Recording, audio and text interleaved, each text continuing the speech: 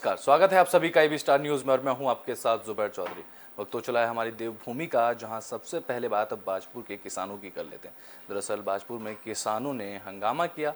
उनका यह हंगामा यूरिया स्प्रे के विरोध को लेकर था। बता दें कि बाजपुर के किसानों ने यूरिया खाद के साथ यूरिया के स्प्रे जबरन किसानों को देने के विरोध में किसान सेवा सरकारी समिति केंद्र में मौजूद कर्मचारियों का घेराव किया।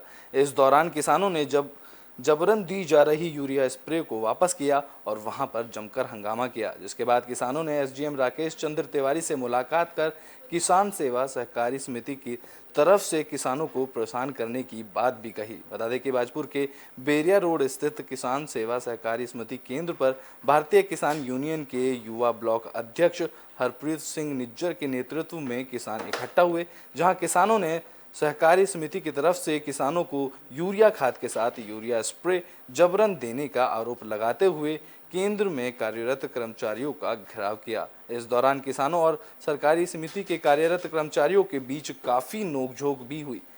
इस दौरान भारतीय किसान यूनियन के युवा ब्लॉक अध्यक्ष हरप्रीत सिंह ने कहा कि सहकारी समिति के केंद्र में कर्मचारियों की तरफ से किसानों को यूरिया खाद के साथ जबरन यूरिया स्प्रे थोपी जा रही है और किसानों की तरफ से यूरिया स्प्रे नहीं लेने पर यूरिया खाद भी नहीं मिल रही है, जिससे किसानों का सहकारी समिति के कार्यरत कर्मचारियां उत्पीड़न कर रहे हैं। वहीं युवा किसान नेता विक्की रंधावा ने कहा कि किसान सेवा सरकारी समिति के केंद्र के प्रभारी से जब फोन पर बात की गई तो उन्होंने केंद्र में ताला लगाने की बात कही। उन्होंने कहा कि इससे किसानों में खासा आक्रोश बना हुआ है। किसान किसी भी कीमत पर सहकारी समिति केंद्र में ताला लगाने नहीं दिया जाएगा।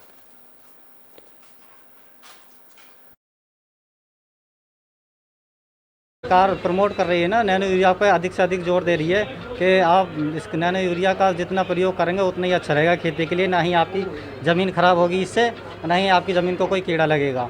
तो अधिक से अधिक आप नैनो यूरिया का प्रयोग करें। 1-2 एकड़ का किसान को कह रहे हैं कि बस करके देखिए, ज़बरदस्ती किसी के साथ नहीं है, कुछ नहीं है।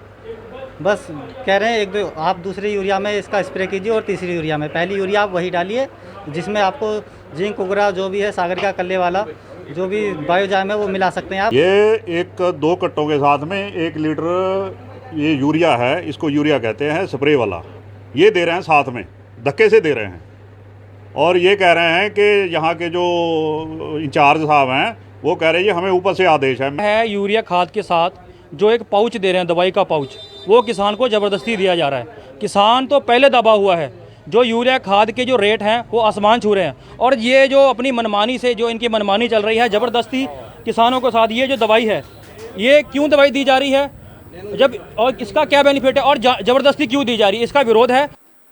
बुलेटिन में बात अब 4 धाम यात्रा से जुड़ी खबर की कर लेते हैं। दरअसल 12 मई से 4 धाम यात्रा को लेकर ऑफलाइन रजिस्ट्रेशन शुरू कर दिए गए हैं।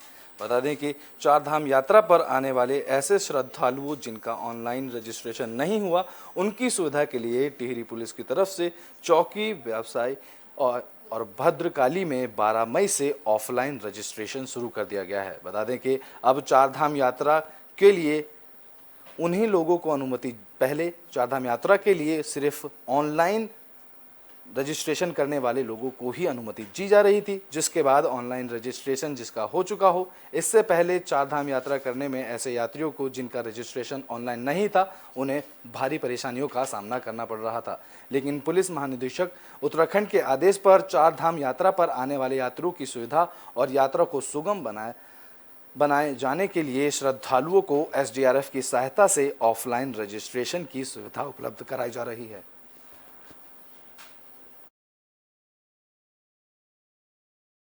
यात्रा का मेन पॉइंट थाना मुनिकृति है, जिसमें 2 रास्ते जाते हैं। एक बद्रीनाथ और श्री केदारनाथ के लिए जाते हैं, जिसमें ऑफलाइन की व्यवस्था पुलिस और शासन के द्वारा तपोवन क्षेत्र में की जा रही है। एवं श्री गंगोत्री जमुनोत्री जाने वाले वाहनों की चेकिंग व ऑफलाइन की व्यवस्था भद्रकाली के पास की जा रही है।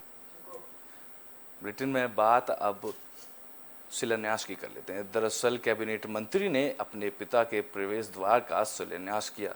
बता दें कि डोईवाला नगर पालिका क्षेत्र के राजीव नगर और केशवापुरी बस्ती के मुख्य द्वार पर अब स्वर्गीय श्री मांगे राम अग्रवाल स्मृति प्रवेश द्वार के साथ मूर्ति और पार्क बनाने के लिए उत्तराखंड के शहरी विकास संसदीय कार्य मंत्री और वित्त मंत्री प्रेमचंद्र अग्रवाल ने प्रवेश द्वार की नींव रखकर शिलान्यास किया। इस दौरान कैबिनेट मंत्री प्रेमचंद्र अग्रवाल ने अपने पिता स्वर्गीय मांगे राम अग्रवाल जी को याद करते हुए कहा कि पिताजी की तरफ से बनाई गई जनसेवा से हजारों परिवारों को छत मिली, तो वहीं तमाम लोगों को रोजगार देने का काम पिताजी ने किया। उन्होंने कहा कि आपको बता दें कि कैबिनेट मंत्री प्रेमचंद्र अग्रवाल के पिता स्वर्गीय श्री मांगे राम अग्रवाल के नाम पर प्रवेश द्वार बनाए जाने के लिए पूर्व मुख्यमंत्री रहे त्रिवेंद्र सिंह रावत ने घोषणा की थी, जो कि अब पूरी हो रही है। इस अवसर पर नगर पालिका अध्यक्ष सुमित्रा मनवाल ने कहा कि श्री अग्रवाल सामाजिक कार्यकर्ता होने के साथ गरीबों की सेवा भी करते थे। राम अग्रवाल जी की तरफ से गरीबों और बेसहारा लोगों को सर ढकने के लिए छत देकर उन्हें बसाने का काम किया गया था। अब स्वर्गीय श्री मांगे राम अग्रवाल जी की स्मृति में प्रवेश द्वार, मूर्ति और पार्क बनाने से अग्रवाल जी की याद हमेशा बनी रहेगी। इस अवसर पर नगर क्षेत्र में तमाम बीजेपी नेता, कार्यकर्ता, व्यापारी और नगर पालिका परिषद के तमाम सभासद भी उपस्थित रहे।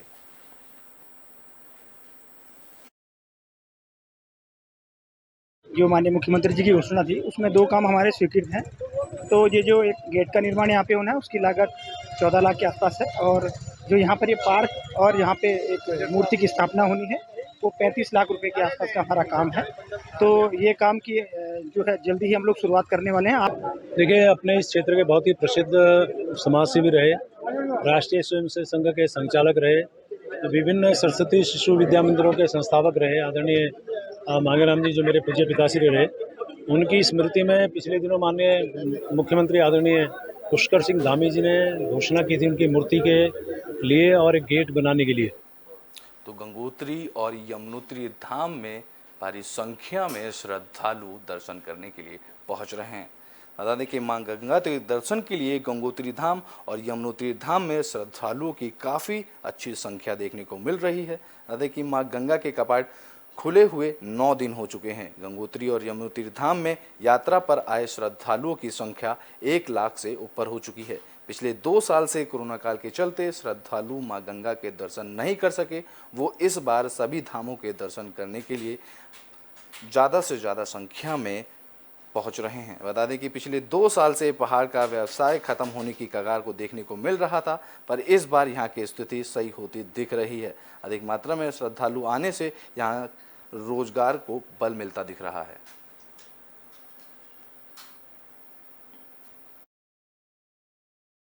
और काफ़ी उत्साह देखने को मिल रहा है इस तीर्थ यात्रा के अंदर। और विगत 2 वर्षों से लॉकडाउन और कोरोना की जो हो रही महामारी रही, उसके बाद अचानक यात्रियों के अंदर एक बड़ा उत्साह देखने को मिल रहा है। गंगा मैया की नमस्कार। मैं यूपी कानपुर से हूँ। मैं ग्रुप पूरा यहाँ पे घूमने आया है, 4 धाम के दर्शन के लिए करने आया है। अभी हम लोग यमुनोत्री करके गंगोत्री में आए हैं। यहाँ पे हमने अच्छे से दर्शन किया है, पूजा किया, अर्चना किया है, सारी व्यवस्थाएं बहुत अच्छी से। बुलेटिन में बात अब पौड़ी की कर लेते हैं। दरअसल यहाँ एसडीएम ने अवैध हॉट प्लांट को सीज किया है। बता दें कि पौड़ी में NH 534 पर केशरपुर के निकट बिना अनुमति के हॉट मिक्स प्लांट चल रहा था, जिस पर प्रशासन ने कार्रवाई की है। सतपुली उप जिलाधिकारी संदीप कुमार ने केशरपुर के निकट बिना अनुमति से संचालित RGP कंपनी का हॉट मिक्स प्लांट को सीज कर दिया है। बता दें कि गुरुवार को उप जिलाधिकारी संदीप कुमार ने राष्ट्रीय राजमार्ग पर स्थित केसरपुर के निकट अवैध रूप से चल रहे हॉट मिक्स प्लांट का निरीक्षण किया, जहां बिना अनुमति के चल रहे हॉट मिक्स प्लांट को सीज किया गया। साथ ही अवैध रूप से भंडारण कर इकट्ठा किए गए 2287 टन डस्ट और ग्रीड को भी सीज किया गया। इस दौरान उप जिलाधिकारी ने बताया कि यह हॉट मिक्स प्लांट पिछले 2 महीने से बिना अनुमति के संचालित किया जा रहा था, जिसके बाद इस पर कार्रवाई की गई है और इसे सीज कर दिया गया है।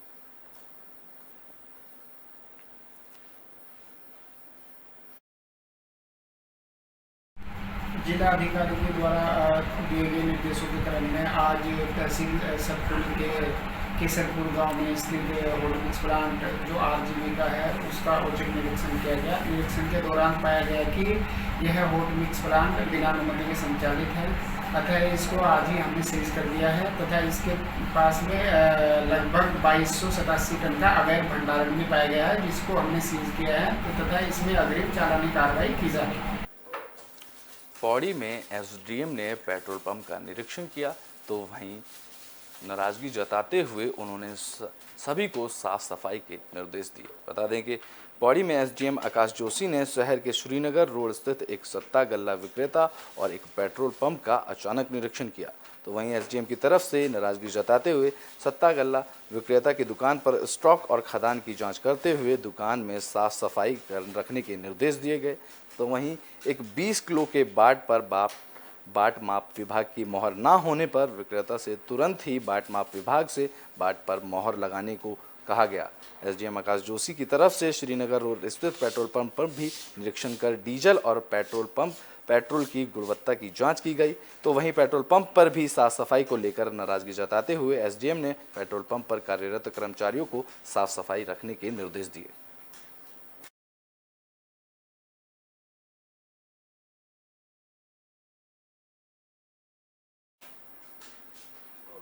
बुलेटिन में बात अब काशीपुर की कर लेते हैं। दरअसल भीषण गर्मी के बाद काशीपुर में मौसम का मिजाज बदला नजर आया। बता दें कि काशीपुर में मौसम ने फिर से अपने रुख बदले हैं। चिलचिलाती धूम के बाद अचानक तेज हवाओं ने मौसम में बदलाव देखने को मिला। तेज हवाओं के साथ यहां बारिश भी हुई, जिससे बारिश से क्षेत्र के लोगों में गर्मी से राहत मिली। लोग बारिश का लुत्फ उठाते भी नजर आए।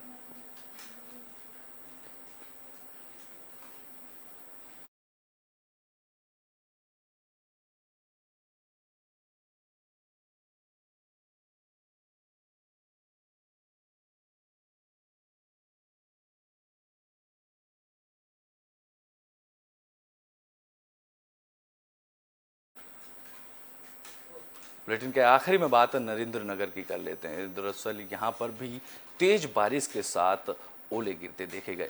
बता दें कि नरेंद्र नगर में भीषण गर्मी के बाद मौसम ने अपना रुख बदला। इसके बाद तेज बारिश के साथ यहाँ पर ओलावृष्टि भी देखने को मिली, जिसके बाद कई लोग बारिश में नहाते नजर आए। आपको बता दें कि भीषण गर्मी के बाद इस बारिश होने से लोगों को राहत मिली है।